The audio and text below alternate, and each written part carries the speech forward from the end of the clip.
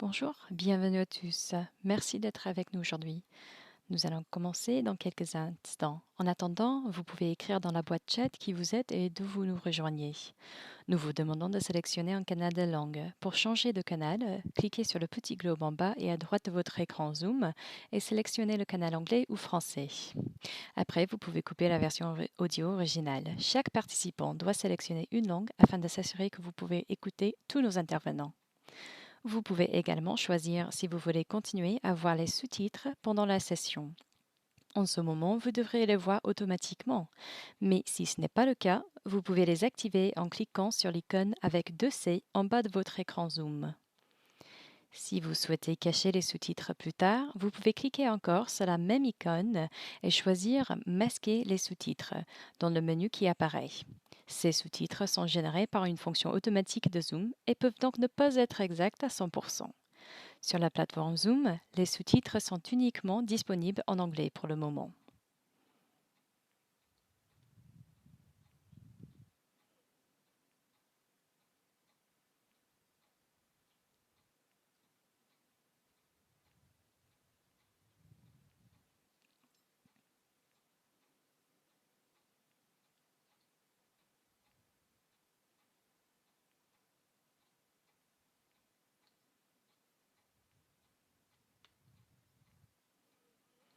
Nous partageons également avec vous quelques questions de sondage. Comme vous le verrez, les questions sont en anglais et en français sur la diapositive. Si vous souhaitez lire ces questions en français, la traduction française a été ajoutée à la boîte de chat. Comme vous pouvez constater, les réponses du sondage sont dans les deux langues.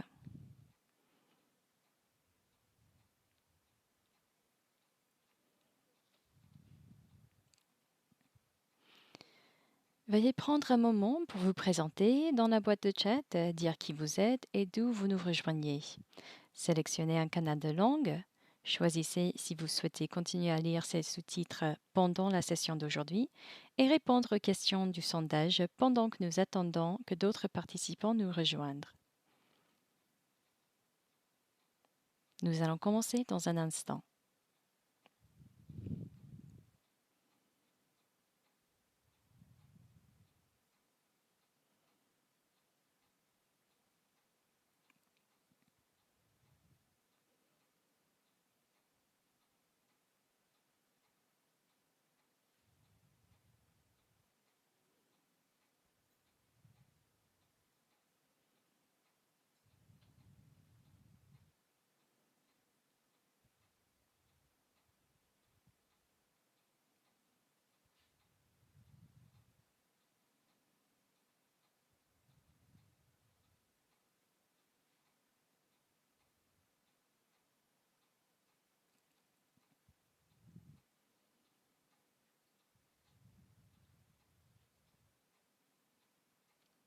Merci encore de votre présence aujourd'hui.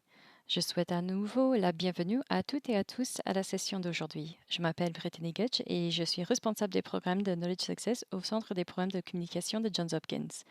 Knowledge Success est ravi de travailler avec FP 2030 pour cette série. La session d'aujourd'hui est notre 15e conversation de la série Connecter des conversations. Si vous avez manqué les conversations précédentes, vous pouvez regarder les enregistrements sur la chaîne YouTube de FP 2030 ou lire les récapitulatifs dans des blogs sur le site web de Knowledge Success, où vous pouvez trouver les liens vers les enregistrements pour vous mettre à jour. Cette conversation durera environ 1 heure et nous aurons une discussion ouverte de questions et réponses avec nos 3 intervenants. Nous bénéficions d'un service d'interprétation simultanée en français et la session sera enregistrée en anglais et en français. Les enregistrements seront disponibles dans les prochains jours.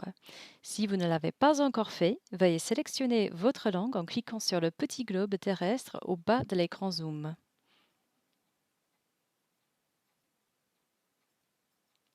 En outre, vous pouvez choisir si vous souhaitez continuer à utiliser les sous-titres. Pour les cacher, vous pouvez cliquer sur l'icône avec 2C en bas de l'écran et sélectionner Masquer les sous-titres dans le menu qui apparaît. Les participants seront sourdines pendant la conversation. Mais si vous avez des questions à poser à nos intervenants, vous pouvez les écrire dans la boîte de chat. Mes collègues de Knowledge Success suivront la discussion dans le chat et nous répondrons à autant de questions que le temps le permettra. Au cas où vous participez pour la première fois, voici quelques informations sur cette série de conversations. Connecting Conversations est une série de discussions sur la santé reproductive des adolescents et des jeunes, organisée par FP 2030 et Knowledge Success. Jusqu'à la fin de l'année, nous co-organiserons ces sessions toutes les 2 semaines sur des sujets variés. La série a été divisée en 5 thèmes. Nous avons commencé en développant nos connaissances de base du développement et de la santé des adolescents. Nous avons poursuivi nos conversations en explorant l'engagement des influenceurs pour améliorer la santé reproductive des jeunes. Notre troisième thème, axé sur les services adaptés aux adolescents, a débuté le 4 mars et s'est terminé le 29 avril de cette année. Nous sommes ravis de poursuivre cette série de conversations sur les populations clés de jeunes avec une discussion sur les très jeunes adolescents et comment nous pouvons nous engager avec cette étape clé de la vie pour améliorer la SSR. Avant de présenter la modératrice aujourd'hui, j'aimerais commencer avec les réponses au sondage. Donc si nous pouvions les afficher. Super, merci. Première question. Si vous recherchez des données sur les très jeunes adolescents et la santé sexuelle et reproductive, quelles sources utilisez-vous? Il y a plusieurs options en termes de réponses. Les ministères ou les agences gouvernementales, les organisations non gouvernementales, les organisations mondiales ou les études mondiales, une combinaison des sources, je ne suis pas sûre, ou il n'y a pas de données sur les très jeunes adolescents. Il semble que la majorité d'entre vous ait choisi une combinaison de sources, et c'est un sujet que nos intervenants aborderont plus tard dans la discussion. Deuxième question. Votre pays a-t-il une politique nationale qui soutient l'accès des très jeunes adolescents aux informations et services de SSR? Oui, non ou pas sûr. La plupart ont choisi oui, ce qui est formidable. Nos intervenants et notre modératrice parleront plus en détail sur les politiques différentes et un environnement politique favorable aux très jeunes adolescents. Troisième question. Dans quelle mesure les très jeunes adolescents sont-ils intégrés dans les programmes de SSR pour adolescents existants dans votre pays? Pas du tout, légèrement et très bien. Et la majorité d'entre nous ont répondu légèrement. Les intervenants aborderont l'intégration de très jeunes adolescents dans les programmes SSR existants ainsi que l'élaboration de nouveaux programmes pour cette population. Merci à vous tous d'avoir répondu à toutes ces questions. Maintenant, j'ai l'honneur de présenter notre modératrice. Diplômée en anthropologie médicale et titulaire d'un doctorat en santé internationale, le Dr Christine Marie a reçu une formation approfondie en recherche interculturelle, en méthode et analyse qualitative et en évaluation de programmes.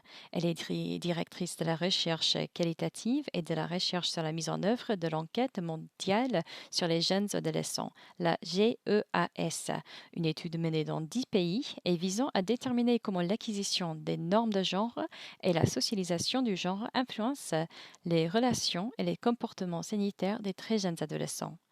En outre, elle co-préside le point focal santé des adolescents de l'initiative Bloomberg pour la santé des Américains à Johns Hopkins.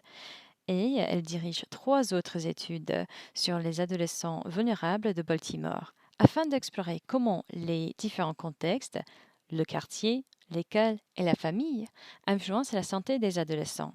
Bienvenue Christine, nous sommes très heureux de vous accueillir. À vous. Merci beaucoup Brittany, c'est un plaisir d'être ici pour parler avec vous tous. J'espère que nous aurons une conversation fort intéressante sur les très jeunes adolescents. Maintenant, je suis heureuse de présenter nos 3 panélistes extraordinaires. Je vais commencer par Lilibet Namakula. Elle est membre des ambassadeurs de la santé publique en Ouganda. Lilibet est titulaire d'un diplôme en santé publique de l'Université de West England. Elle a travaillé avec divers leaders, créateurs et influenceurs à tous les niveaux pour coordonner et mettre en œuvre des programmes communautaires visant à améliorer et à prioriser les besoins des jeunes et de leur communauté en matière de santé. En tant que responsable du programme des ambassadeurs de la santé publique en Ouganda, Lilibet travaille depuis 5 ans à la réalisation d'activités d'éducation et de promotion de la santé, au mentorat de jeunes militants qui deviendront des agents de changement dans leur propre communauté, à l'appui de l'élaboration de propositions de projets, à la planification et la mise en œuvre de la gestion budgétaire et à la création des partenariats. Waouh! Notre deuxième intervenant est Serkadis Adamassou de CARE Éthiopie. Serkadis est titulaire d'un bachelor en soins infirmiers et d'une maîtrise en santé publique. Dans le cadre de sa thèse de maîtrise, elle a mené des recherches sur la sensibilisation des jeunes adolescents aux droits en matière de santé sexuelle et reproductive. Elle possède plus de 15 ans d'expérience dans la mise en œuvre, la direction et la conception des programmes de santé sexuelle et reproductive axés sur la transformation du genre. Serkadis est actuellement la directrice de programme pour Act With Her, Agir avec elle, un projet de CARE Éthiopie mis en œuvre conjointement avec et dirigé par Pathfinder International. Dans ce rôle, elle supervise la mise en œuvre du projet par CARE dans 2 régions de l'Éthiopie qui servira plus de 20 000 jeunes adultes d'ici la fin 2022. La dernière intervenante est Tisungane Sitima de l'association Environmental Concerned Youth au Malawi. Tisungane est une championne des droits en matière de santé sexuelle et reproductive et elle travaille avec des adolescentes depuis 2018. Elle est titulaire d'un bachelor des sciences en genre et développement et ses recherches ont porté sur l'évaluation des facteurs qui influencent l'utilisation de la contraception chez les adolescents. Elle travaille actuellement avec cette association en tant que responsable des programmes de santé sexuelle et reproductive. Quel groupe impressionnant! Donc maintenant, passons à la discussion. Je vais poser quelques questions et je vais demander à chacune d'entre vous de prendre son tour. Nous ferons la rotation de cette façon. La première question est pour nous plonger dans ce sujet. Nous savons maintenant que les pays sont de plus en plus conscients des besoins des très jeunes adolescents, mais ils sont encore très mal desservis par les programmes. Commençons par cette question. Lorsque nous pensons aux très jeunes adolescents, de qui parlons-nous et pourquoi cette étape de la vie est-elle si importante? Lilibet, vous voulez commencer? Bonjour à tous. J'espère que vous m'entendiez. D'abord, j'aimerais vous remercier de m'avoir invité à participer à cette conversation tellement intéressante. Pour quelqu'un qui vient de l'Ouganda, un pays dont la population la plus importante est constituée des jeunes, je suis très contente d'être ici. Quand je parle d'un adolescent, je pense à quelqu'un de jeune qui a entre 10 et 19 ans. Pour moi, ceci est un âge déterminant parce que pendant cette période, ils subissent un certain nombre de changements, des changements physiques, émotionnels et psychologiques, comportementaux et même les pressions sociales de la transition de l'enfance à l'âge adulte. Il y a donc beaucoup de difficultés et des questions auxquelles ils font face. C'est la raison pour laquelle je suis ravie de vous parler de ce sujet aujourd'hui. Super. Et pour préciser, avant de passer la parole aux autres, comment définissez-vous les très jeunes adolescents par rapport aux autres groupes d'adolescents? Nous parlons des très jeunes. À mon avis, quand nous parlons des très jeunes adolescents, nous parlons de ceux de moins de 14 ans. Oui, ceci est un âge crucial qui est souvent laissé de côté. Vous pouvez examiner la plupart des documents écrits sur les adolescents et souvent on parle des personnes de 15 ans et plus. Souvent, les adolescents de moins de 14 ans sont exclus. Oui, tout à fait. Serkadis, y a-t-il quelque chose que vous aimeriez ajouter à ce que Lilibet vient de dire? Bien sûr, merci de m'avoir accordé cette occasion de parler. Comme Lilibet a dit, ce groupe d'âge est entre 10 et 14 ans et dans les yeux de leur communauté, ils ne sont ni adultes ni enfants. C'est donc très difficile quand vous constatez qu'il faut les atteindre. Pour la plupart, les enfants de ce groupe font une transition dynamique. Ils sont confrontés à des changements multidimensionnels, soit sociaux, soit biologiques. Mais la communauté, ou surtout la population en général, n'apprécie pas ces changements. On veut les garder, surtout les plus jeunes, de 10 à 14 ans, comme les enfants plus jeunes.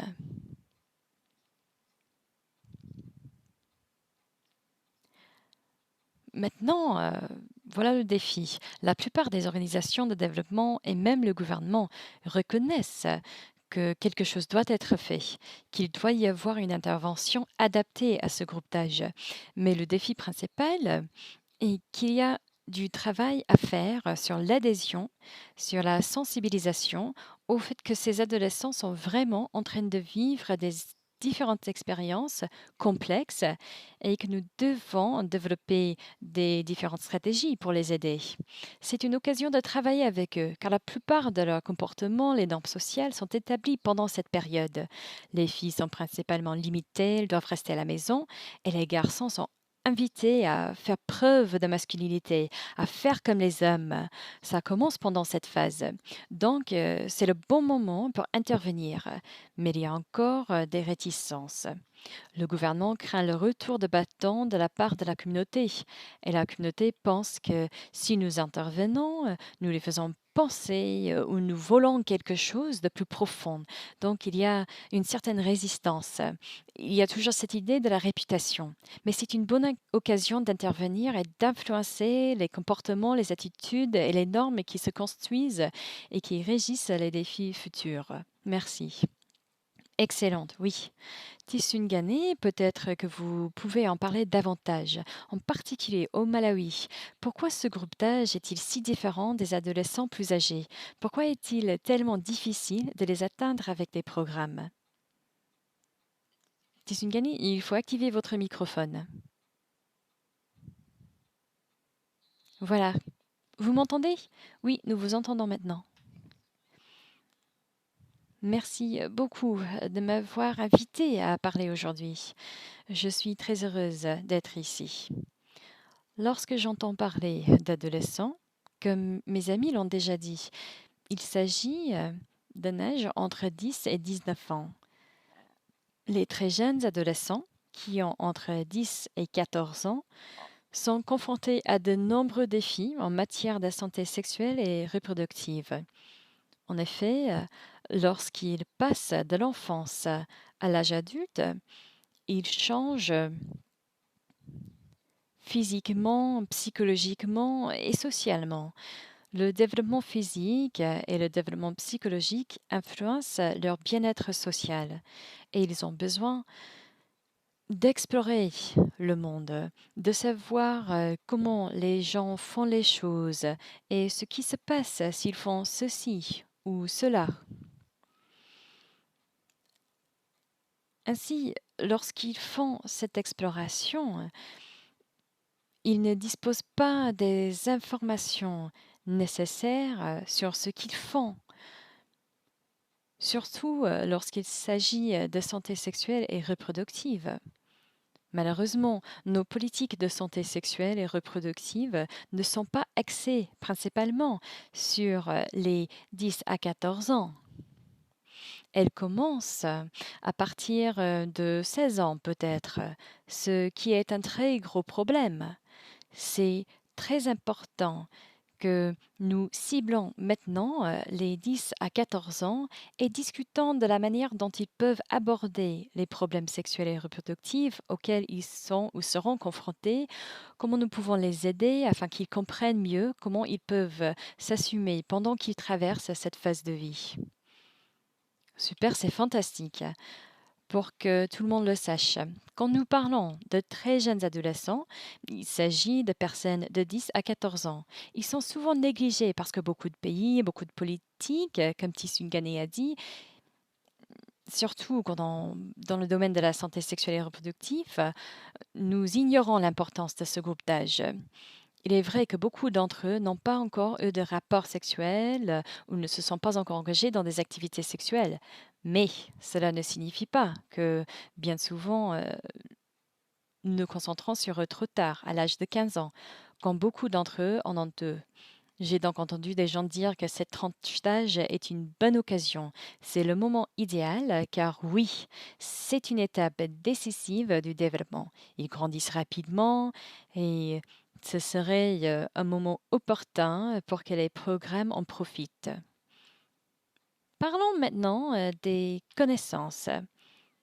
Que savons-nous de ce groupe d'âge, les 10 à 14 ans?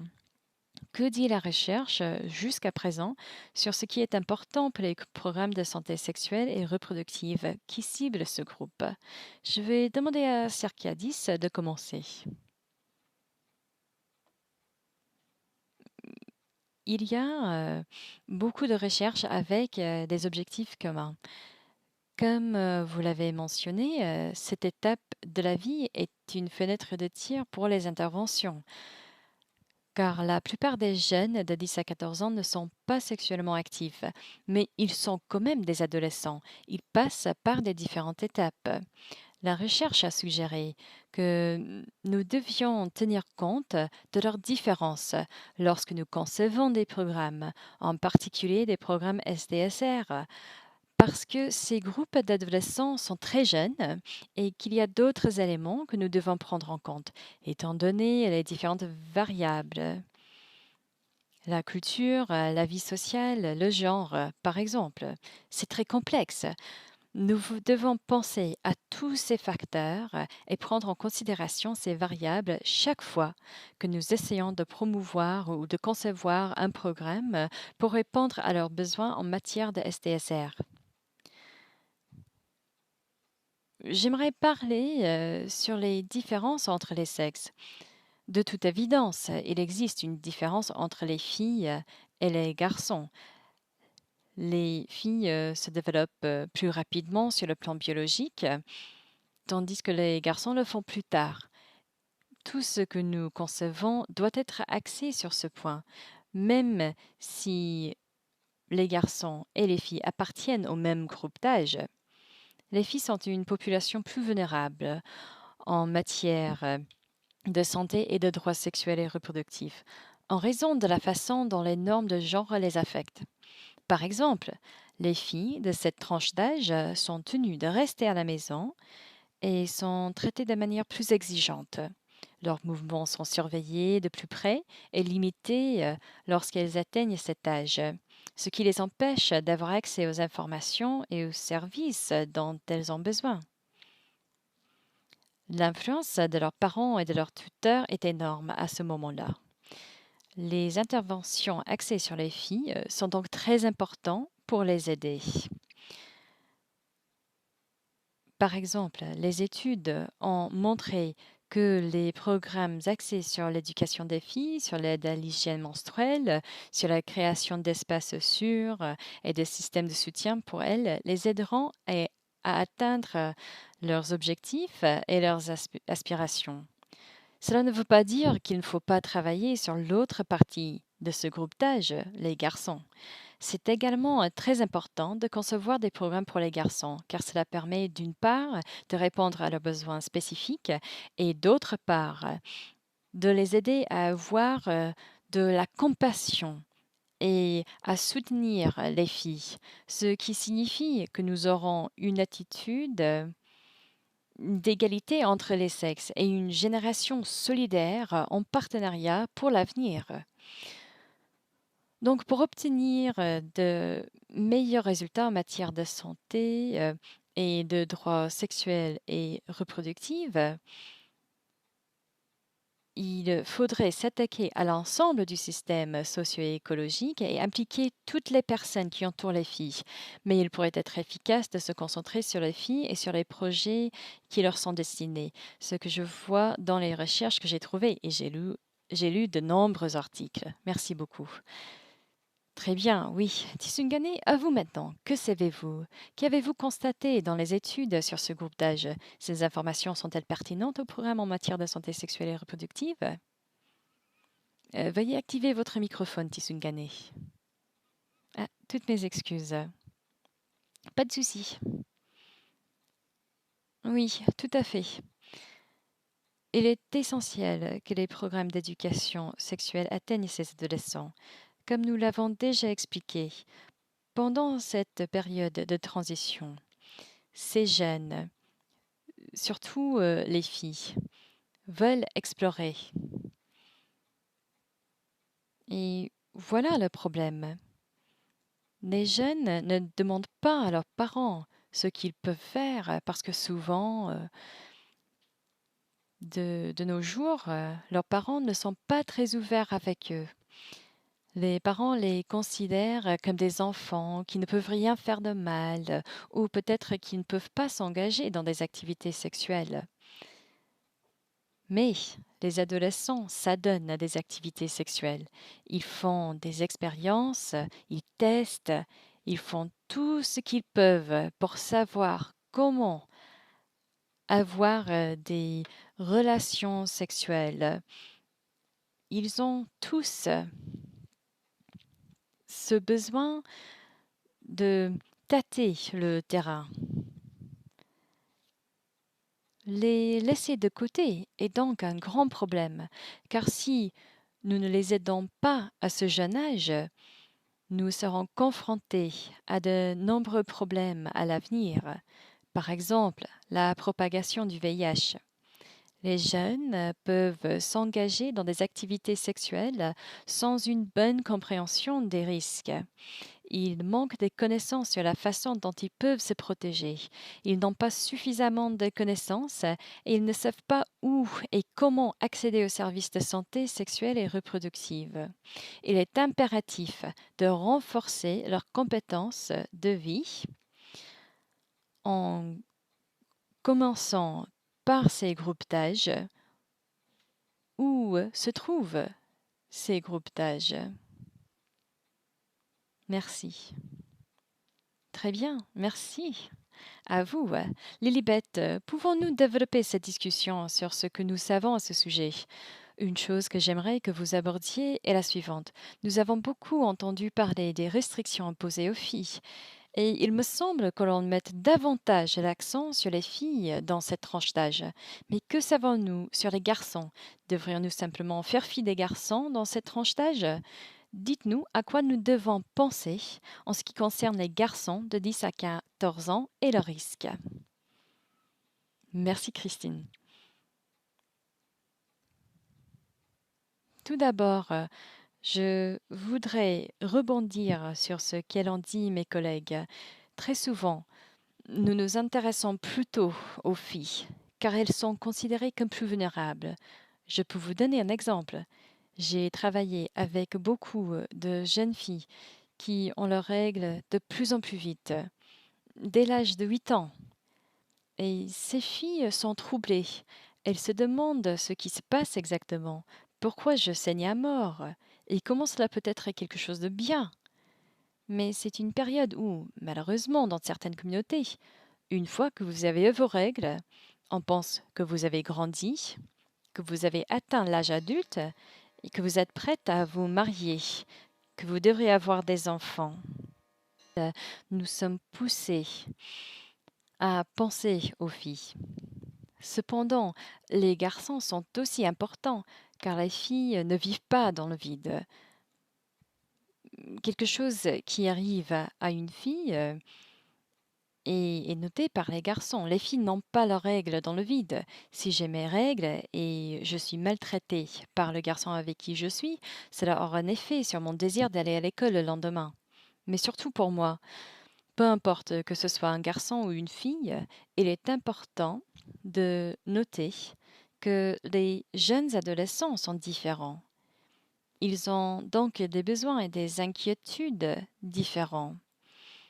C'est donc à nous de créer des nouvelles opportunités, non?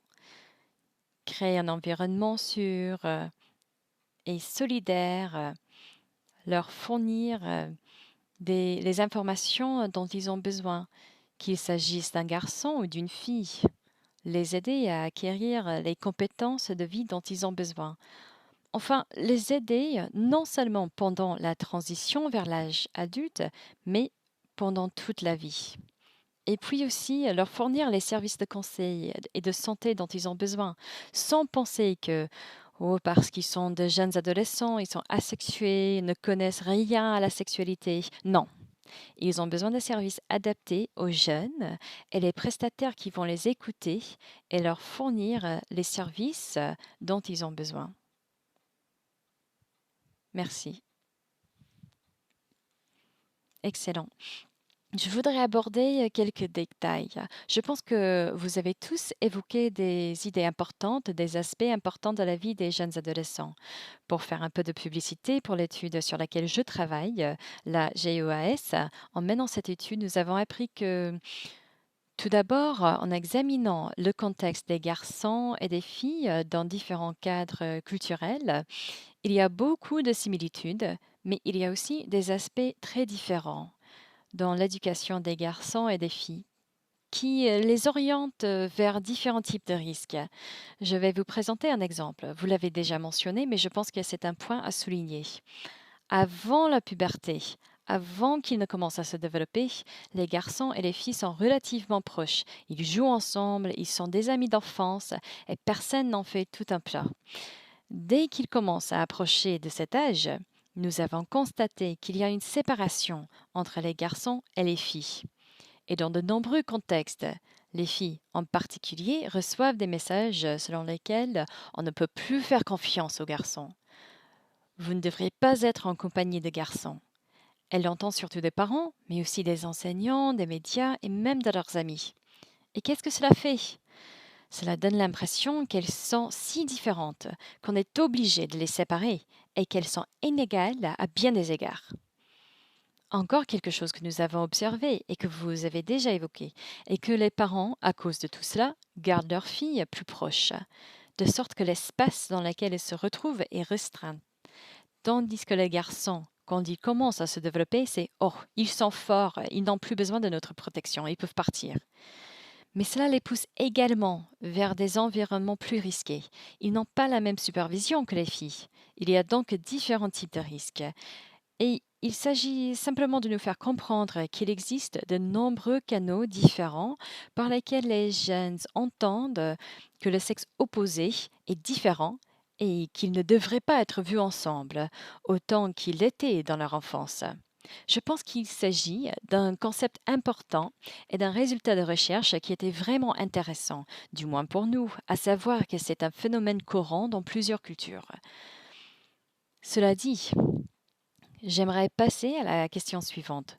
Compte tenu de ce qui se passe au début de l'adolescence et de la façon dont les garçons et les filles sont séparés, en particulier pendant la puberté, comment les programmes peuvent-ils soutenir la participation des très jeunes adolescents à leur conception? Quelles sont quelques stratégies? Tisungane, si vous voulez commencer.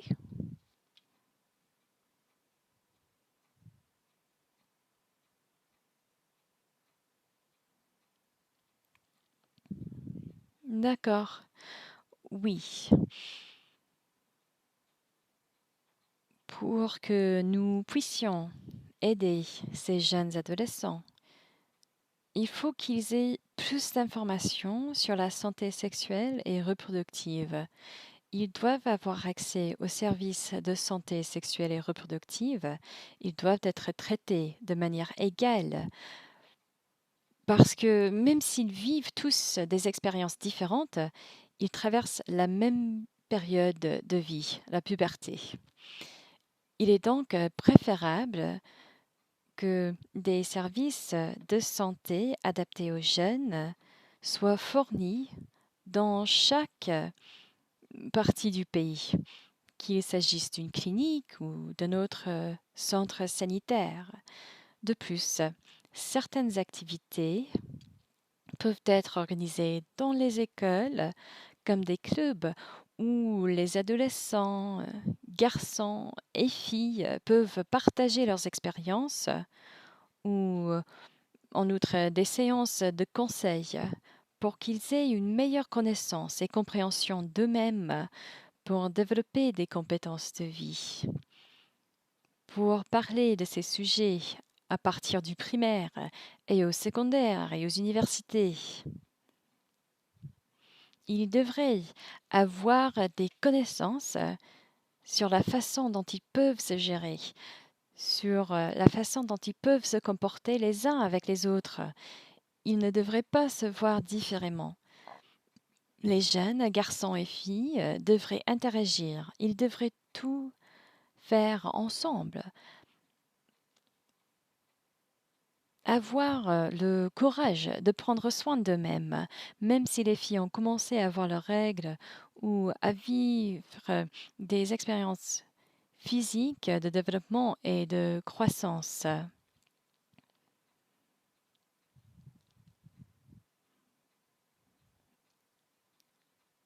Disons des changements physiques. Ainsi, chaque fois qu'on leur enseigne ces choses, qu'on leur donne beaucoup d'informations sur leur développement physique, elles sauront que c'est juste la menstruation. Je peux m'aider en faisant ceci. Et aussi pour le plaisir sexuel, je peux m'aider en faisant cela, sans s'engager dans des activités sexuelles. Ou peut-être à l'inverse, mais on les aidera. On leur aura donné beaucoup de connaissances et la capacité de vivre une vie épanouie. Merci. Lilibet, j'aimerais parler du suivant. Si nous voulons impliquer les très jeunes adolescents dans la conception d'un programme, comment le faire? Quelles sont les stratégies que vous avez utilisées qui ont marché? Merci Christine. Je vais donner la parole à Lilibet d'abord et ensuite Isungane, si vous avez quelque chose à ajouter, je vous donnerai la parole. Ok. Merci Christine. En fait, quand j'ai lu cette question, j'ai pensé, ok, quelle est cette chose vitale? Et je pense qu'elle est la plus essentielle et que ces jeunes adolescents doivent être engagés et qu'ils doivent être impliqués à chaque étape du programme. La planification, la mise en œuvre, la surveillance, mais aussi le suivi et les rétroactions. Nous avons eu l'occasion de travailler avec PSI Ouganda en créant un programme pour les jeunes appelé Your Space, votre place. Voilà ce qui s'est passé. Nous avons rencontré un certain nombre de jeunes, des adolescents de tout le pays. Nous nous sommes assis et nous avons discuté. Que vouliez-vous? Que ne voulez-vous pas? Quelles sont les difficultés que vous avez rencontrées? Et comment pouvons-nous améliorer les choses? Nous avons fini par créer ce programme Your Space. Et grâce à cela, nous avons pu toucher beaucoup de personnes partout dans le pays, ainsi qu'améliorer l'accès à la contraception, l'accès et la disponibilité de services qui sont effectivement des services de santé sexuelle et reproductive, mais qui sont des services adaptés et présentés d'une façon appropriée pour les jeunes. Outre le fait de les aider à avoir accès à ces services et de leur permettre de s'impliquer profondément dans chaque partie de l'intervention, nous devons également nous rappeler que ces jeunes, pour la plupart, sont encore dépendants. Ils dépendent de leurs parents, de leur communauté, de leurs écoles. Ainsi, même si nous cherchons à engager et à impliquer ces jeunes adolescents, nous devons reconnaître que cela commence avec leur communauté. Je me suis rendue dans de nombreuses écoles et les enseignants se plaignent que les parents ne disent rien à leurs enfants. Ils nous laissent, en tant qu'enseignants, le soin de fournir des conseils et des informations en matière de santé sexuelle et reproductive, ce qui représente une charge très lourde, étant donné qu'en Ouganda, un enseignant peut avoir une salle de classe avec une cinquantaine d'élèves et qu'il peut donc être difficile de trouver le temps de conseiller ou de réorienter individuellement l'un de ces jeunes adolescents. Nous avons également mené un projet d'hygiène menstruelle à Adjumani, qui est une communauté de réfugiés et d'hôtes. Grâce à ce projet, qui a débuté comme un projet pilote dans les écoles, nous avons pu réaliser que même lorsque nous voulions parler aux jeunes femmes et aux jeunes filles, nous devions passer par l'administration de l'école, qui passe beaucoup plus de temps avec ces filles. À partir de ce projet pilote, nous sommes allés au-delà. Nous sommes allés à la rencontre des autres filles non scolarisées de cette communauté, de la communauté de réfugiés et de la communauté d'accueil. Mais dans ce cadre, nous avons fait appel aux différents agents de vulgarisation en santé communautaire, avec les VSL par exemple, qui sont les groupes de prêt et d'épargne des villages. Les femmes de ces groupes ont été informées et formées. Elles ont ensuite été chargées d'aller dans nos communautés et de parler aux jeunes, de parler à leurs parents, de parler à ce leader local qui est le plus précieux et le plus difficile lorsqu'il s'agit de différentes réunions, de leur faire part de cette information, pour les aider à comprendre pourquoi cette jeune personne est importante et pourquoi les jeunes ont besoin de cette information, puis de se développer à partir de là. Il ne s'agit donc pas seulement de la jeune personne, mais aussi des personnes qui l'entourent et avec lesquelles nous pouvons travailler.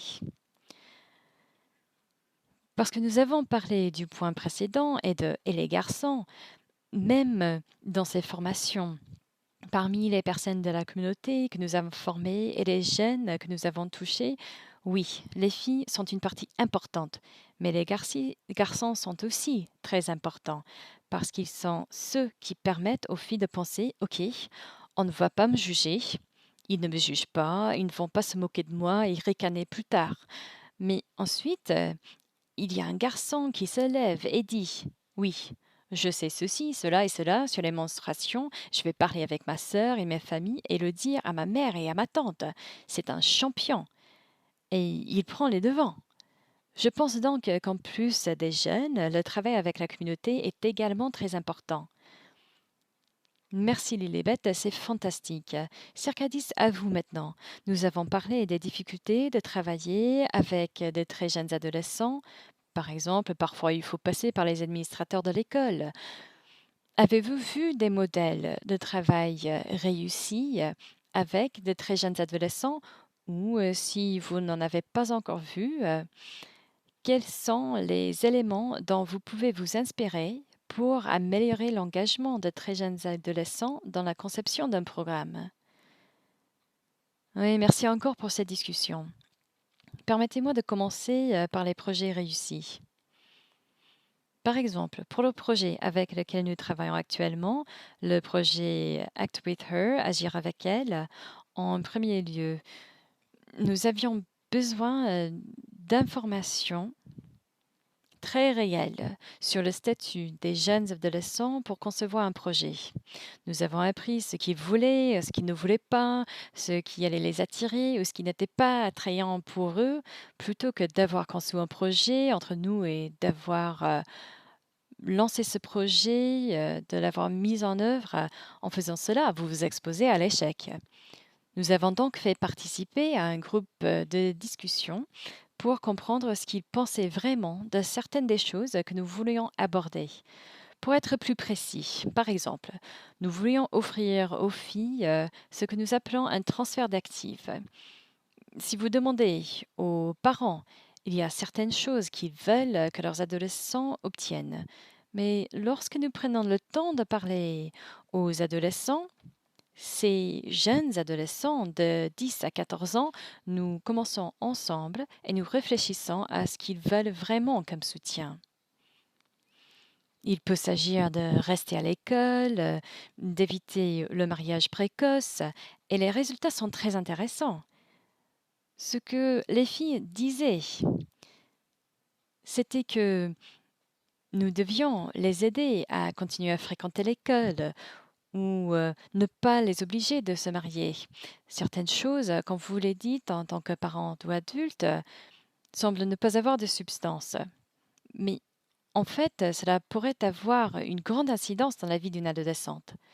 Par exemple, avoir du matériel sanitaire ou des produits de beauté, ce sont les choses qui poussent les filles à se marier tôt, parce que celle qui se marie tôt est bien habillée, elle a des bijoux et d'autres jolies choses. C'est peut-être la seule raison qui les pousse à se marier.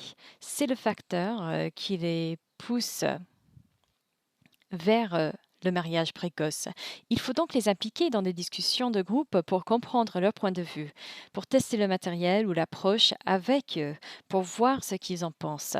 Est-ce ennuyeux ou attrayant? Comment les approcher? Identifier le bon moment pour les rencontrer, pour la discussion, pour transmettre le message que vous voulez. Qui sont les personnes qui les influencent? Quel est le meilleur moment pour eux? Certains adolescents sont très proches de leur famille. Il n'est donc pas toujours facile de les contacter ou ils ne sont pas autorisés à aller à l'école. Il serait donc utile de les impliquer dans les évaluations, de leur fournir autant de données ou d'informations que possible sur les variables que j'ai mentionnées précédemment, comme l'âge, le contexte, leurs désirs et leurs besoins. Ce serait très utile. Pour ce faire, vous pouvez les impliquer dans des discussions de groupe. L'un des défis consiste à obtenir l'autorisation des parents, ce qui est indispensable, car vous ne pouvez pas avoir une discussion avec un adolescent à l'improviste. Vous devez donc vous en assurer et les faire participer. Ensuite, une fois que la mise en œuvre a commencé, une fois que vous avez un programme bien développé, alors vous pouvez obtenir leurs commentaires par différents moyens et ils peuvent réfléchir à ce qui ne convient pas. Comme le disait l'un de mes amis tout à l'heure, ils sont sous la supervision de quelqu'un. Ainsi, les programmes pour adolescents doivent être très flexibles. Elle doit avoir une gestion adaptative. Si votre conception ne fonctionne pas de cette manière, avec le retour d'informations que vous obtenez de ces adolescents, vous devez être flexible et la modifier pour qu'elle leur convienne. Merci. Merci beaucoup. Nous allons passer maintenant aux questions du public. Il y en a beaucoup et le temps presse. Donc, je veux m'assurer que nous répondrons à quelques-unes de leurs questions. J'ai vu beaucoup de questions sur les normes à respecter pour parler aux jeunes de la santé sexuelle et reproductive. Ainsi, plusieurs participants demandent comment aborder les besoins en matière de santé sexuelle et reproductive de très jeunes adolescents alors qu'aborder ces questions est très tabou? Donc, Tisungane, voulez-vous aborder cette question? Oui, oui, il est très difficile pour les activistes ou même les défenseurs de parler de santé sexuelle et reproductive avec ces jeunes adolescents. Par exemple, ici au Malawi, politique, notre politique d'éducation limite l'information sur la santé sexuelle et reproductive à l'école primaire. Lorsque nous regardons l'âge des adolescents de 10 à 19 ans, beaucoup d'entre eux sont dans les écoles primaires. Et nous ne pouvons pas dire que ces enfants s'engagent dans certaines activités. De plus, ils ont beaucoup de problèmes pendant cette période. Il est donc très difficile pour quelqu'un comme moi d'aller dans une école primaire pour parler de la santé sexuelle et reproductive à ces jeunes. De même, il m'est très difficile d'aller dans un village pour parler de santé sexuelle et reproductive à ces adolescents. Pour cela, j'aime faire participer différentes parties prenantes. Par exemple, les chefs traditionnels, leur parler, leur expliquer ce qui est important en matière de santé sexuelle et reproductive chez les adolescents, comment cela peut les aider, comment cela peut améliorer leur vie et leur permettre d'accéder à l'éducation et de réaliser leurs rêves. Je peux donc partager avec vous mes expériences. Je suis également bénévole à UNEGO en tant que facilitatrice de rêve. j'anime des clubs de filles où nous parlons aux filles de la santé sexuelle et reproductive et également certaines compétences de vie. L'autre jour, je parlais de la santé sexuelle et reproductive, particulièrement du VIH, et elles m'ont dit, nous ne pouvons pas en dire beaucoup sur la santé sexuelle et reproductive ou même sur les activités sexuelles parce que notre communauté, notre société ne nous permet pas d'en parler. Lorsqu'elles rentrent chez elles, leurs parents viennent vous voir et vous demandent: «Pourquoi avez-vous parlé de santé sexuelle et reproductive avec mes enfants? Qu'attendez-vous, d'elles?» Vous les poussez à s'engager dans des activités sexuelles. Il est donc très difficile pour nous, sur le terrain, d'aider les très jeunes adolescents, mais cela devrait commencer par le haut. Nos politiques doivent changer. Elles doivent s'adresser à ces adolescents et peut-être combler le fossé, leur permettre d'avoir accès à une éducation sexuelle complète. De même, nos chefs traditionnels doivent comprendre ce qu'est la santé sexuelle et reproductive et comment elle est importante pour nos adolescents. Car si nous tardons à agir, comme je l'ai déjà dit, nous aurons beaucoup de problèmes concernant la santé sexuelle et reproductive plus tard. C'est excellent. Je vais devoir vous arrêter là. Le temps file et nous demandons à tous nos intervenants de s'assurer que leurs réponses soient plus courtes afin que nous puissions répondre à toutes les questions. Merci beaucoup d'avoir partagé tout cela.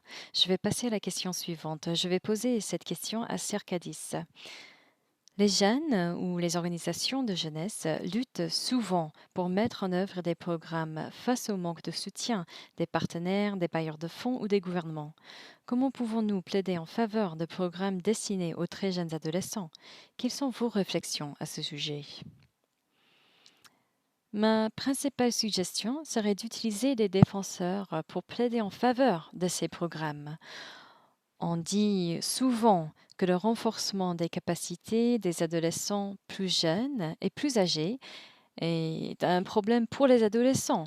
Au lieu de voir que c'est la communauté, voire le gouvernement et les donateurs qui doivent agir, ils sont plus convaincus lorsqu'ils entendent de la bouche des jeunes. Il faut donc travailler sur le renforcement des capacités et leur permettre de contribuer de manière significative. Pas seulement en disant j'ai amélioré ou j'ai fait participer les utilisateurs, mais en leur donnant le sens de la connaissance et toutes les capacités dont ils ont besoin. Les mettre en avant sera utile, ainsi qu'avoir des données probantes. Chaque fois que vous parlez de cela, vous devriez avoir des preuves tangibles.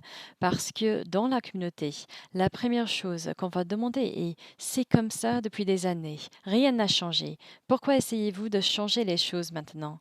Essayez-vous de changer les coutures ou faites-vous autre chose? Vous devez donc leur montrer, avec l'appui des données, que cela fait partie de tous les programmes qui existent. Je voudrais juste dire une chose à propos de la première question sur la manière de travailler avec de très jeunes adolescents lorsque la norme veut que ce soit tabou. Je suggère de travailler en parallèle sur les normes tout en travaillant sur l'autonomisation des très jeunes adolescents. Cela présente de grands avantages. Cela permet également de s'assurer l'adhésion de la communauté avec des preuves à nouveau afin qu'ils apprécient le problème avant d'atteindre ou de traverser l'adolescence. Merci beaucoup. Super. Lilibet, vous avez le dernier mot. Vous pouvez parler de l'une ou de l'autre question. Avez-vous d'autres idées sur la façon dont nous parlons aux jeunes compte tenu de ces normes et sur la façon dont nous abordons ces normes et engageons différentes personnes à plusieurs niveaux? C'est excellent et je suis très contente d'avoir une réponse qui, à mon avis, répond aux deux questions. Travaillant pour une organisation dirigée par des jeunes et au service des jeunes, nous avons connu un certain nombre de difficultés. Nous avons donc dû faire preuve de créativité. Qu'avons-nous fait? Tout d'abord, savoir, c'est pouvoir. Mais plus important encore, moi, Lilibet, je ne peux pas aller dans une communauté et leur parler directement. Ils ne me connaissent pas, ils ne connaissent pas mon histoire, ils ne me feront pas confiance. Mais si je choisis un champion ou quelqu'un qui est un point d'influence, quelqu'un qui a une plateforme, quelqu'un qui que la communauté aime, que la communauté écoute, en qui ils ont confiance, l'information a plus de chances de parvenir aux parents et même aux adolescents. L'un de mes préférés, et ce qui est notre créneau en tant qu'ambassadeur de la santé publique en Ouganda, est la ludo-éducation ou les divertissements éducatifs. C'est la moindre chose. Vous pouvez parler des plus dangereux sujets dans un sketch, dans une poésie ou une chanson, avec un rap, dans une danse, et il sera bien reçu. Si nous traitons d'un sujet difficile avec les membres d'une communauté, nous l'abordions par le biais du théâtre. Nous avons ce qu'on appelle le théâtre communautaire. Nous le faisons, c'est comme un jeu d'arrêt et de démarrage. Ils jouent quelque chose et font une pause. Et nous en discutons. Qu'est-ce que vous en pensez? Qui a raison dans cette situation? Qui a tort? Ce genre de choses. Ensuite, pour les enfants, nous élaborons des concours pour les aider à s'exprimer, à se construire et à montrer à leur communauté qu'ils ont vraiment quelque chose à dire. J'adore ça. Je pense que c'est très important, surtout quand on a affaire avec cette tranche d'âge. Il faut faire appel à ceux qu'ils aiment. Donc, pour certaines d'entre nous, adultes, cela peut signifier sortir de nos zones de confort et de découvrir comment travailler avec ce type de plateforme médiatique.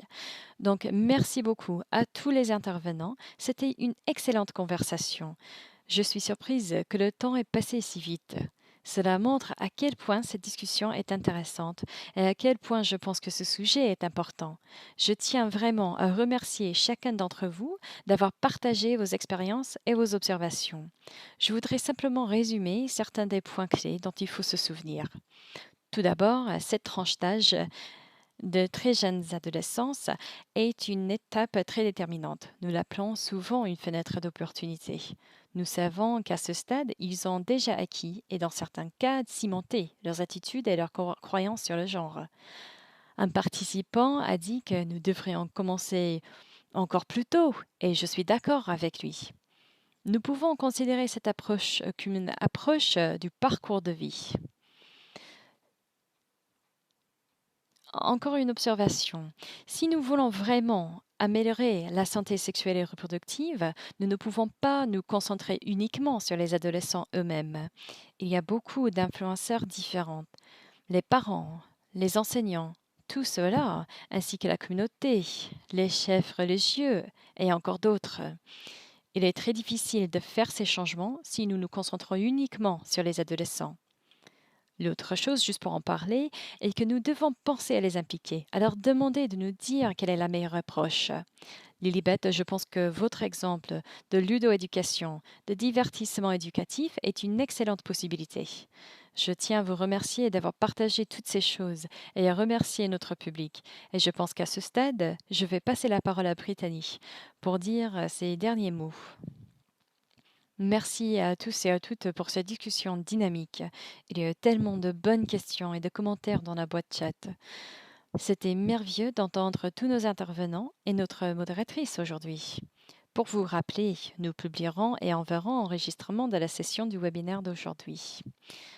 Nous espérons que vous vous rejoindrez à nous pour la prochaine édition de Connecting Conversations le 22 juillet à 7h du matin, heure de Washington. Si vous ne l'avez pas encore fait, vous pouvez vous inscrire en cliquant sur le lien dans la boîte de chat. Pour notre prochain webinaire, nous discuterons des jeunes vivant dans des contextes humanitaires et comment répondre à leurs besoins en matière de santé sexuelle et reproductive pour éviter la convergence des crises. Nous vous encourageons également à suivre FP 2030 et Knowledge Success sur les réseaux sociaux et les sites web que vous voyez à l'écran pour être au courant des ressources, des activités et des événements à venir.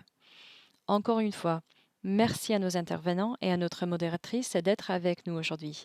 Le temps est passé très vite et je tiens à vous remercier tous encore une fois pour cette excellente conversation. Nous nous reverrons bientôt le 22 juillet à 7h, heure avancée, heure de Washington. Merci. Merci beaucoup. Merci à vous tous. Au revoir.